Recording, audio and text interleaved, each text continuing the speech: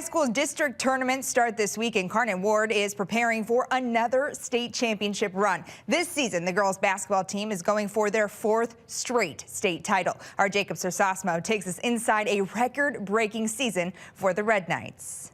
The goal here at Incarnate Word has always remained the same: win state championships. And over the last 3 years, they've done just that. And for the group of seniors on this year's team, the only thing they've ever experienced in a Red Knights uniform is winning. Like freshman year feels like so far away, but also like yesterday at the same time. When Abby Sextro and Kaylin Janes came to Incarnate Word as freshmen, the Red Knights were on a 10-game winning streak. Coming into a program like Incarnate, you hear like everything about it. I was a little bit oblivious as a freshman. Like, I had no idea what I was getting myself into, really. The duo knew about the winning culture, but they didn't know about the history they were about to make.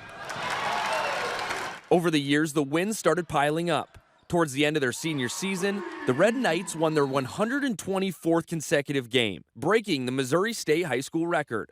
A number as big as that it's unreal to think about. You know, I really believe that winning is a mentality. At this point, winning is kind of an expectation, so losing is really hard to take. That winning mentality is contagious, something that senior Zoe Best quickly adapted to when she joined the team last season. Like, I got here and it was like it was a shock, like just how much work we put in on and off the court. Like, this is not easy. Like, to be able to win every game in your high school career is not easy at all, and I think people might overlook it, but it's hard work. We've had a target on our back the entire time we've been here. Coach said pressure is a privilege, Yes. and we try to own that for Yes. sure. For Sports on 4, I'm Jacob Sersosimo.